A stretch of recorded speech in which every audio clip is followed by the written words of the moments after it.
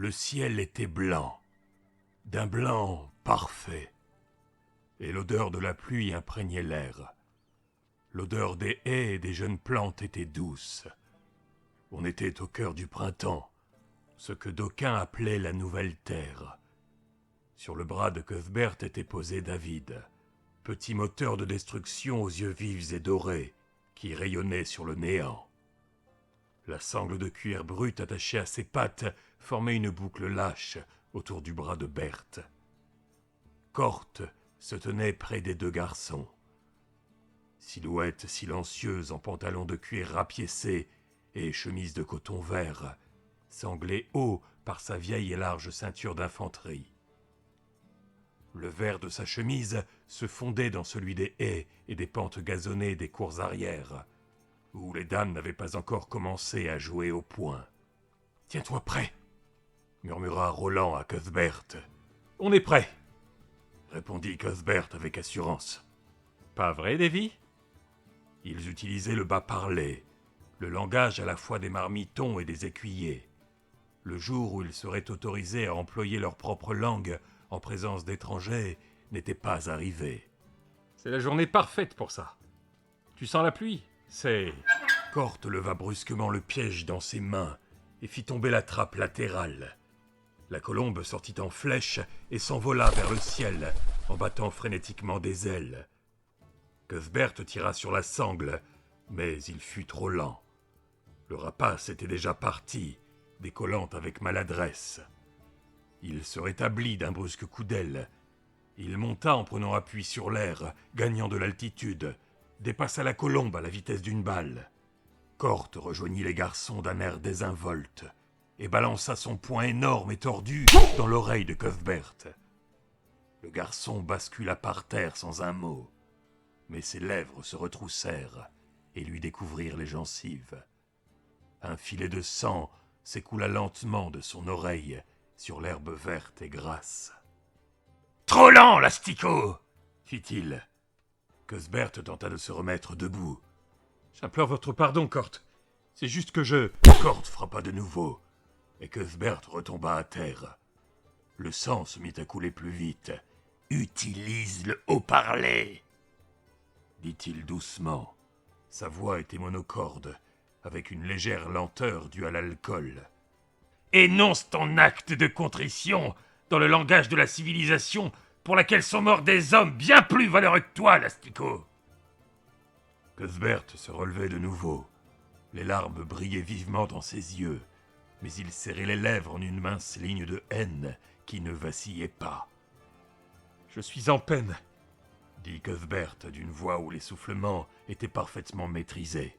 « J'ai oublié le visage de mon père, dont j'espère un jour porter les armes. »« Bien dit, sale gosse !» répliqua Corte. « Tu vas réfléchir à ton erreur, et la faim aiguisera ta réflexion. Pas de souper, pas de petit déjeuner. »« Regardez !» cria Roland en tendant le doigt vers le ciel. Le faucon avait dépassé la colombe en plein essor. Il plana un court instant. Ses ailes courtaudes, déployées et totalement immobiles dans l'air printanier, blanc et suspendu. Puis il replia les ailes et tomba comme une pierre. Les deux corps se mélangèrent, et l'espace d'une seconde, Roland crut voir du sang voler. Le rapace poussa un bref cri de triomphe. La colombe virevolta, se tordit et plongea au sol. Et Roland se précipita vers l'oiseau, laissant derrière lui Corte et un Cuthbert assagi. Le faucon s'était posé à côté de sa proie, dont il déchirait d'un air suffisant le poitrail blanc et rebondi. Quelques plumes descendaient lentement, en se balançant dans l'air. « David !» cria le garçon, en lançant au faucon un morceau de chair de lapin sorti de son sac. L'oiseau l'attrapa au vol, l'avala entier, avec une torsion du dos et de la gorge, et Roland entreprit de le remettre à l'entrave. Le rapace tournoya, presque distraitement, et vint dessiner une estafilade sur le bras de Roland, soulevant un long lambeau de peau. Puis il retourna à son repas. En grognant, Roland enroula la sangle cette fois en interceptant le bec acéré de David dans son gantelet de cuir. Il donna à l'oiseau un autre morceau de viande, puis l'enchaperonna. Docilement, David grimpa sur son poing. Il se releva fièrement, le faucon au bras. « C'est quoi ça? Tu peux me le dire ?» demanda Corte en désignant l'avant-bras de Roland et l'entaille qui goûtait. Le garçon se positionna pour recevoir le coup, verrouillant sa gorge pour éviter de crier. Mais aucun coup ne tomba. « Il m'a attaqué, » dit Roland. « C'est toi qui l'as cherché, » dit Corte. « Le faucon ne te craint pas, gamin, et jamais il ne te craindra. Ce faucon est le pistolero de Dieu. » Roland se contenta de regarder Corte. Ce n'était pas un garçon très imaginatif. Aussi, si Corte avait glissé une morale dans sa remarque, elle lui avait échappé. Il alla même jusqu'à croire que c'était là une des quelques maximes stupides qu'il avait déjà entendu Corte énoncer. Cuthbert les rejoignit par derrière et tira la langue à Corte, en veillant à ne pas être vu. Roland ne sourit pas, mais lui adressa un signe de tête. « Rentre maintenant !» fit Corte en reprenant le rapace. Il se retourna et pointa le doigt vers Cuthbert. « Mais souviens-toi que tu dois réfléchir, l'asticot. Et jeûner aussi. Ce soir et demain matin. »« Oui, » répondit Cuthbert d'un ton guindé. « Merci pour cette journée instructive. »« Tu sais apprendre, » lança Corte. « Mais ta langue a la mauvaise habitude de pendre de ta bouche stupide quand ton instructeur a le dos tourné. Peut-être le jour viendra-t-il où toi et ta langue apprendrez à tenir vos places respectives. » Il frappa Cuthbert de nouveau, cette fois-ci droit entre les yeux. Un coup vigoureux, au point que Roland entendit un bruit sourd. Le bruit que ferait le maillet d'une fille de cuisine en perçant un tonnelet de bière. Cuthbert tomba en arrière sur l'herbe, les yeux embrumés. Puis ils redevinrent clairs et lancèrent à Corte un regard brûlant par en dessous. Oubliez l'habituel sourire paisible, ne perçait que la haine à l'état pur. Au cœur de chaque œil, une pointe d'épingle aussi vive que le sang de la colombe. Il hocha la tête et entr'ouvrit les lèvres en un rictus semblable à une scarification. Un rictus que Roland ne lui avait jamais vu.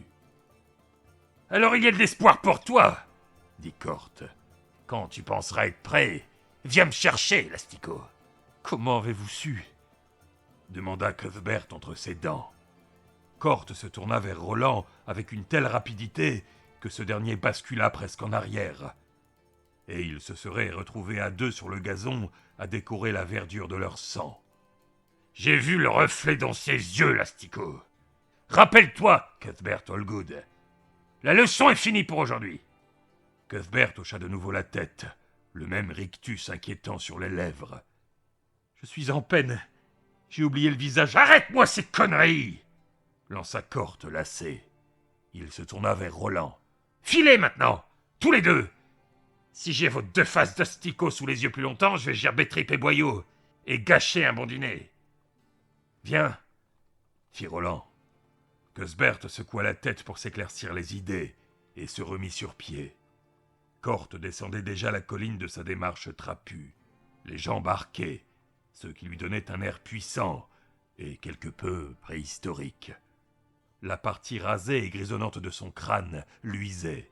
« Je le tuerai, ce fils de pute !» dit Cuthbert en souriant toujours. Un gros œuf violacé et noueux lui poussait sur le front dans un élan presque magique. « Ni toi ni moi !» fit Roland, donnant brusquement lui aussi dans le large sourire. « Tu n'as qu'à venir dîner dans les cuisines de l'aile ouest avec moi. Le cuisinier nous donnera quelque chose. Il le dira à Corte. Il n'est pas copain avec Corte, » dit Roland, puis haussant les épaules. « Et puis même... » Cuthbert lui rendit son sourire. « Ouais, t'as raison. J'ai toujours eu envie de savoir à quoi ressemblait le monde avec la tête dévissée. » Et ils partirent tous les deux sur la pelouse verdoyante, dessinant des ombres dans la splendide lumière blanche et printanière. Le cuisinier de l'aile ouest se nommait Axe. Gigantesque dans son tablier blanc souillé de nourriture, il avait un teint huileux, dont les origines étaient pour un quart noir, pour un quart jaune, pour un quart d'île méridionale, désormais presque oubliée aujourd'hui. Le monde avait changé, et Dieu seul savait d'où venait le dernier quart. Il allait et venait dans les 3 pièces embuées de vapeur, sous les hauts plafonds, comme un tracteur au ralenti, avec, au pied, d'énormes babouches de calife. Il faisait partie de ces rares adultes qui communiquent facilement avec les enfants, et qui les aiment tous objectivement, pas de manière sirupeuse, mais d'égal à égal, pouvant parfois aller jusqu'à les prendre dans leurs bras, tout comme on conclut une grosse affaire par une bonne poignée de main. Il aimait même les garçons qui avaient commencé l'apprentissage, bien qu'ils fussent différents des autres enfants. Peu démonstratifs, toujours un peu dangereux, non pas comme le serait un adulte, mais plutôt comme des enfants ordinaires, avec une légère pointe de folie en eux. Et Berthe n'était pas le premier des élèves de Corte qu'il nourrissait en douce.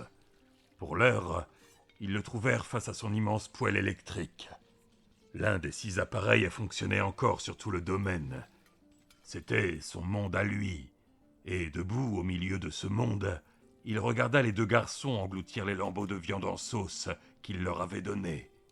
Devant, derrière, tout autour, des grouillots, des filles de cuisine et toutes sortes d'employés subalternes s'affairaient dans l'air humide et opaque de vapeur, cognant les casseroles, touillant le ragoût, trimant à éplucher des pommes de terre et des légumes en coulisses. Dans l'alcôve mal éclairée de l'office, une lavandière au teint terreux et à l'air malheureux, les cheveux enroulés dans un chiffon, passait la serpillière sur le sol. L'un des garçons de cuisine se précipita. Un soldat de la garde sur les talons. « Il y a un type qui te demande, Axe. »« D'accord, » fit Axe avec un signe de tête, à l'intention du visiteur. « Les garçons, allez voir Maggie. Elle vous donnera de la tarte. Et puis déguerpissez. Ne me faites pas d'ennui. » Plus tard, ils devaient tous les 2 se souvenir de ces paroles. « Ne me faites pas d'ennui. » Ils acquiescèrent et allèrent trouver Maggie, qui leur donna des parts énormes de tarte sur de grandes assiettes, mais avec précaution, comme s'ils étaient des chiens errants sur le point de la mordre. « Allons manger ça sous la cage d'escalier, » proposa Cuthbert.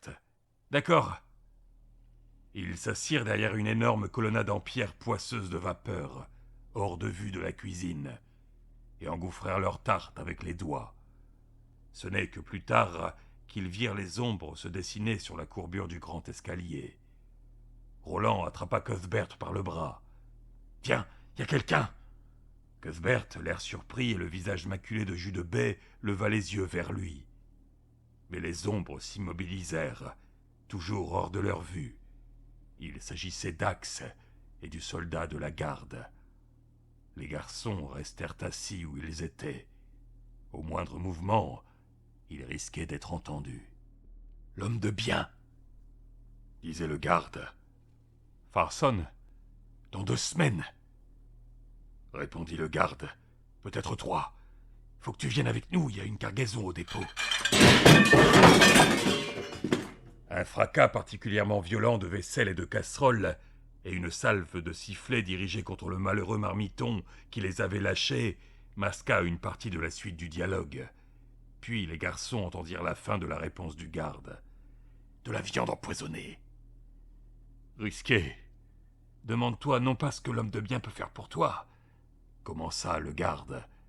« Mais ce que tu peux faire pour lui, » soupira Axe. « Soldat, ne pose pas de questions. »« Tu sais ce que ça implique, » fit doucement le garde. « Oui, là. Et je sais quelles sont mes responsabilités envers lui. Pas besoin de me faire la leçon.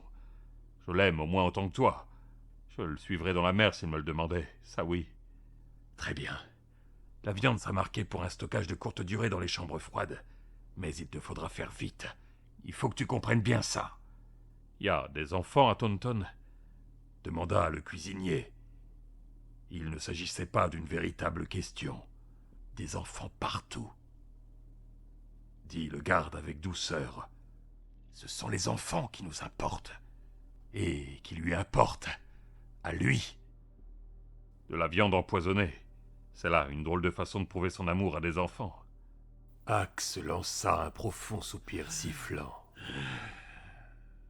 Est-ce qu'ils vont se tordre de douleur en se tenant le ventre et appeler leur maman en pleurant? Je me doute que oui. Ce sera comme s'il s'endormait, dit le garde, mais d'un ton trop confiant et trop raisonnable. Bien sûr, Fit Axe en riant. Tu l'as dit toi-même, soldat ne pose pas de questions. Tu aimes ça voir des enfants sous la loi du fusil, alors qu'ils pourraient être dans ses mains à lui, prêts à construire un nouveau monde? Axe ne répondit pas. Je dois reprendre ma garde dans 20 minutes, annonça le garde d'une voix redevenue calme. Serre-moi un gigot de mouton et puis je vais taquiner une de tes filles pour la faire glousser. Quand je partirai, mon mouton ne te donnera pas de crampe d'estomac, Robson. pourrais-tu... Mais les ombres s'éloignèrent et les voix se perdirent. J'aurais pu les tuer, pensa Roland, pétrifié et fasciné. J'aurais pu les tuer tous les deux avec ma lame, les égorger comme des porcs. Il regarda ses mains souillées de sauce et de baies, et aussi de la crasse des exercices de la journée. Roland! Il se tourna vers Cuthbert. Ils se regardèrent longuement dans la semi-pénombre odorante, et Roland sentit monter dans sa gorge un arrière-goût de désespoir brûlant. Ce qu'il ressentait pouvait s'apparenter à une forme de mort, aussi brutale et définitive que la mort de la colombe dans le ciel blanc, au-dessus du terrain de jeu. Axe, se répéta-t-il abasourdi. Ce même Axe qui m'avait posé un cataplasme à la jambe. Puis son esprit se verrouilla en une seconde, coupant court à ses réflexions. Et il ne voyait plus rien, même sur le visage plein d'humour et d'intelligence de Cuthbert. Rien du tout. Les yeux de Cuthbert s'étaient éteints avec la condamnation de Axe. Dans les yeux de Cuthbert, les choses s'étaient déjà produites. Il leur avait donné à manger, ils étaient descendus, et alors Axe avait entraîné ce garde nommé Robson dans le mauvais coin pour leur petit tête-à-tête. Le cas avait fait irruption, comme cela arrivait parfois, comme un énorme rocher qui dévale une pente. Point final. Les yeux de Cuthbert étaient ceux d'un pistolero. Le père de Roland venait juste de rentrer des hautes terres, et il paraissait déplacé au milieu des tentures et des fanfreluches en mousseline du grand hall de réception dans lequel le jeune garçon n'avait été que récemment admis, comme signe de son état d'apprenti. Stephen Deschaines était vêtu d'un jean noir et d'une chemise de travail bleue. Sa grande cape, poussiéreuse et zébrée de crasse, déchirée à la doublure dans un coin, était jetée négligemment sur l'épaule, sans aucune considération pour le contraste qu'elle et son propriétaire marquaient avec l'élégance de la pièce. Il était d'une maigreur désespérante, et sa grosse moustache en guidon de vélo semblait alourdir encore son visage lorsqu'il le baissa vers son fils. Les pistolets lui saignaient les hanches en un angle idéalement pensé pour ses mains, et les crosses en bois de santal paraissaient mornes et amorphes sous cette lumière d'intérieur languissante. Le chef cuisinier, dit son père doucement. Ça alors, les rails qu'on a fait sauter en tête de ligne sur le plateau, le bétail mort à Hendrickson, et peut-être même... Ça alors, incroyable. Il posa sur son fils un regard plus attentif. Tu es en proie à la tourmente. Une proie comme pour le faucon, répondit Roland. Il rit, non pas devant la légèreté de la situation, mais devant l'incongruité flagrante de cette image. Son père sourit. Oui, fit Roland. J'imagine que je suis en proie à la tourmente. Cuthbert était avec toi, reprit son père. À l'heure qu'il est, il doit en avoir parlé à son père. Oui. Il vous a donné à manger à tous les deux quand Cort... Oui. Et Cuthbert, tu penses qu'il est en proie à la tourmente lui aussi? Je ne sais pas. Il s'en moquait. peu lui importait les comparaisons entre ses sentiments et ceux des autres. Cela te tourmente, car tu as l'impression d'avoir causé la mort d'un homme. Roland haussa malgré lui les épaules, peu satisfait de cette introspection forcée. Pourtant, tu as parlé. Pourquoi ? Les yeux du garçon s'écarquillèrent. Comment aurais-je pu faire autrement ? La trahison est... Son père le fit taire d'un geste brusque de la main. Si tu as agi dans le souci bien bas de suivre ton manuel, dans ce cas, tu as agi indignement. J'aimerais mieux voir tout Taunton empoisonné. Ce n'est pas ce que j'ai fait ! Les mots jaillissaient violemment de sa bouche. Je voulais le tuer, les tuer tous les deux. Menteur, menteur noir, serpent, ils... Continue, ils m'ont fait mal, poursuivit-il d'un air de défi. Ils ont changé quelque chose, et ça m'a fait mal. C'est pour cette raison que je voulais les tuer là, sur le champ. Son père hocha la tête. Voilà qui est grossier, Roland, mais pas indigne. Ni moral, d'ailleurs. Mais la morale n'a rien à faire ici. En fait, il scruta le visage de son fils. La morale te dépassera sans doute toujours. Tu n'es pas rapide comme Cuthbert ou le garçon de Vanney, mais c'est bien comme cela. Tu n'en seras que plus redoutable. Le garçon se sentit à la fois content et troublé par ses paroles. On va le pendre, oui. Le garçon acquiesça. Je veux y assister. L'aîné des Deathshane balança la tête en arrière et partit d'un grand éclat de rire. Pas aussi redoutable que je le pensais, ou peut-être seulement stupide. Il referma brusquement la bouche. Un bras jaillit et vint saisir celui du garçon avec violence. Roland grimaça mais ne recula pas. Son père l'observa attentivement. Le fils lui rendit son regard, bien que cela fût plus difficile que d'enchaperonner le faucon. « Très bien, dit-il, tu le pourras. » Il fit volte-face pour s'en aller. « Père ?» ?»« Oui. »« Si vous l'attrapiez, » hasarda Roland d'un ton appliqué et presque lourdeau, « on n'aurait plus à faire sauter le cou du cuisinier, ni de personne d'autre. » Son père eut un petit sourire. « Pour un temps, peut-être pas. Mais il faut toujours que quelqu'un finisse par se faire sauter le cou, comme tu l'as dit de manière si pittoresque. C'est le peuple qui l'exige. Tôt ou tard, si l'on ne trouve pas de renégat, le peuple s'en crée un. »« Oui, » répondit Roland, saisissant immédiatement le concept, un de ceux qu'il n'oublia jamais par la suite.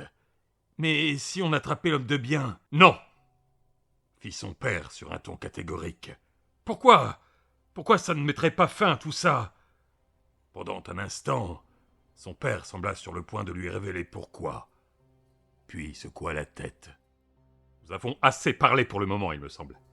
Retire-toi. » Il aurait voulu rappeler à son père de ne pas oublier sa promesse quand viendrait l'heure pour Axe de passer à la trappe. Mais il était sensible aux sautes d'humeur de son père. Il porta le poing à son front, croisa les pieds et s'inclina devant lui. Puis il sortit, en fermant rapidement la porte. Il soupçonnait son père d'avoir surtout envie de baiser pour le moment. Il avait conscience que son père et sa mère le faisaient, et il était raisonnablement informé sur la façon dont cela se pratiquait. Mais l'image mentale qui accompagnait toujours cette pensée lui laissait une impression de malaise et, bizarrement, de culpabilité. Quelques années plus tard, Suzanne lui raconterait l'histoire d'Oedipe, qu'il allait assimiler en silence, en repensant avec gravité à cet étrange triangle maudit formé par son père, sa mère et Martine. Ce dernier connu dans certaines zones sous le nom de Farson, l'homme de bien. Ou peut-être s'agissait-il d'un rectangle, si quiconque désirait y prendre place.